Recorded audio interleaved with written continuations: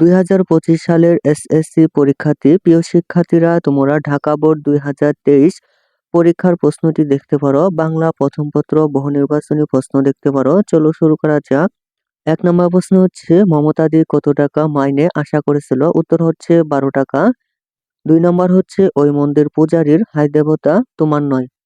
এই বক্তব্যে ভোকারির কোন মনোভাব প্রকাশ পায়? উত্তর হচ্ছে ফরিয়াদ। তারপর উদ্দীপকের আলোকে 3 ও 4 নং প্রশ্নের উত্তর দাও। প্রিয় শিক্ষার্থী, প্রশ্ন হচ্ছে, কবিতাংশটি তোমার পঠিত কোন কবিতার ভাবকে ধারণ করে? উত্তর হচ্ছে কপোতাক্ষ নদ। 4 নম্বর প্রশ্ন হচ্ছে, উক্ত ভাব যে চরণে প্রতিফলিত হয়? উত্তর হচ্ছে, কিন্তু এ স্নেহের তৃষ্ণা মিটে কার জলে। 5 নম্বর প্রশ্ন হচ্ছে, কারারুদ্ধ আহার তৃপ্ত মানুষের মূল্য কতটুকু? এই মানুষ কারা? উত্তর হচ্ছে, যারা অর্থ সাধনায় ব্যস্ত। 6 নম্বর প্রশ্ন হচ্ছে, পল্লী জননী কবিতায় ফুরায়ে এসেছে তেল, পঙ্কটি দ্বারা কি বোঝানো হয়েছে? উত্তর হচ্ছে, মৃত্যু ঘনিয়ে আসছে। 7 নম্বর প্রশ্ন হচ্ছে, জান দিমু তবু ধান দিমু না উক্তিটির ভাবার্থে প্রতিফলন ঘটেছে বইপিন নাটকের কোন চরিত্রে? উত্তর হচ্ছে তাহেরা। তারপর উদ্দীপকটি পড়ে 8 ও 9 নং প্রশ্নের উত্তর দাও। প্রিয় শিক্ষার্থী, 8 নম্বর প্রশ্ন হচ্ছে, উদ্দীপকে প্রকাশিত ভাব আমাটির ভেপু গল্পের কোন দিকটি ইঙ্গিত করে? উত্তর হচ্ছে ভাই বোনের সম্পর্ক। 9 নম্বর প্রশ্ন হচ্ছে, উদ্দীপকে আম আটির ভেপু গল্পের যে দিকগুলো অনুপস্থিত? উত্তর হচ্ছে 1, 2, অর্থাৎ 1 নম্বর হচ্ছে দারিদ্র্যের চিত্র, 2 নম্বর হচ্ছে কুসংস্কার। 10 নম্বর প্রশ্ন হচ্ছে, সওদাগরের ডিঙার বহর কোন ঐতিহ্যের ধারক? উত্তর হচ্ছে ব্যবসা বাণিজ্যের। 11 নম্বর প্রশ্ন হচ্ছে, খোদেজার বুক কাঁপে কেন? উত্তর হচ্ছে তাহেরা পীর সাহেবের মুখের উপর কথা বলতে বলেছে। 12 নম্বর প্রশ্ন হচ্ছে, কোন ধরনের প্রবন্ধে বিষয়বস্তু প্রাধান্য পায়? উত্তর হচ্ছে ক, তন্ময়। তারপর উদ্দীপকটি পড়ে 13 ও 14 নং প্রশ্নের উত্তর দাও। 13 নম্বর প্রশ্ন হচ্ছে, উদ্দীপকটি কাকতাড়ুয়া উপন্যাসের কোন ঘটনাকে স্মরণ করিয়ে দেয়? উত্তর হচ্ছে কলেরা মহামারী।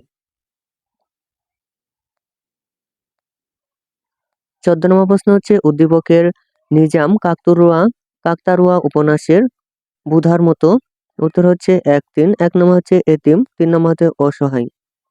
15 নম্বর প্রশ্ন হচ্ছে, শিশিরের জলে কোন ফুল ভেজার কথা বলা হয়েছে? উত্তর হচ্ছে চালতা ফুল।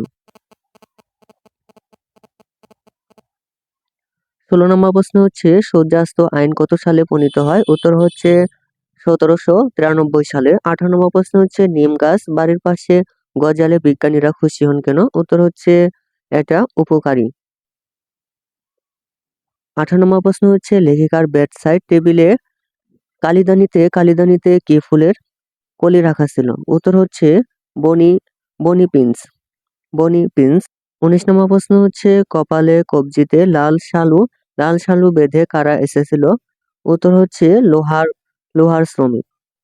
20 নম্বর প্রশ্ন হচ্ছে, যুদ্ধে শত্রুরা কখন হেরে যায়? উত্তর হচ্ছে সবাই ঐক্যবদ্ধ হলে। 21 নম্বর প্রশ্ন হচ্ছে, শোভা গোসাইদের ছেলে প্রতাপকে আশ্চর্য করার চেষ্টা করতে চাইতো কারণ হচ্ছে 1 ও 3। 1 নম্বর হচ্ছে নিজের গুরুত্ব প্রকাশের আশায়, 3 নম্বর হচ্ছে তার মনে একটু জায়গা করে নেওয়ার লোভে। 22 নম্বর প্রশ্ন হচ্ছে, দগ্ধ ঘরের নড়বড়ে খুঁটি ধরে দাঁড়িয়ে আছে কে? উত্তর হচ্ছে মোল্লাবাড়ির এক বিধবা।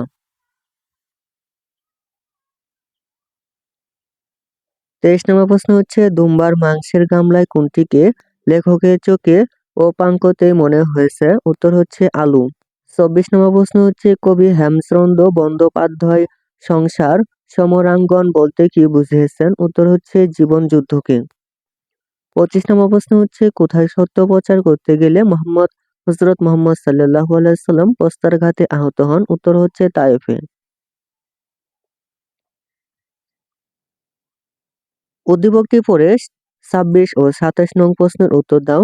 26 নম্বর প্রশ্ন হচ্ছে, উদ্দীপকে বঙ্গবাণী কবিতার কোন ভাষার গুরুত্বকে বোঝানো হয়েছে? উত্তর হচ্ছে বাংলা। 27 নম্বর প্রশ্ন হচ্ছে, উদ্দীপকের মূল ভাব নিচের কোন চরণের সঙ্গে সাদৃশ্যপূর্ণ? উত্তর হচ্ছে দেশী ভাষার উপদেশমণি হিত অতি।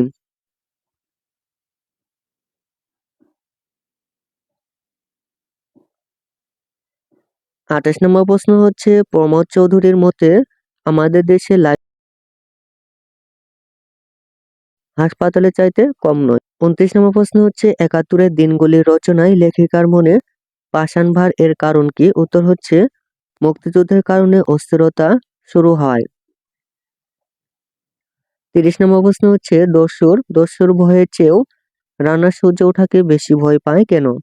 উত্তর হচ্ছে দায়িত্ববোধের কারণে। প্রিয় শিক্ষার্থী, এ ছিল তোমাদের ঢাকা বোর্ডের 2023 সালের প্রশ্ন। প্রিয় শিক্ষার্থী, পরবর্তী প্রশ্নের জন্য চ্যানেলটি এখনই সাবস্ক্রাইব করে রাখতে পারো। ধন্যবাদ।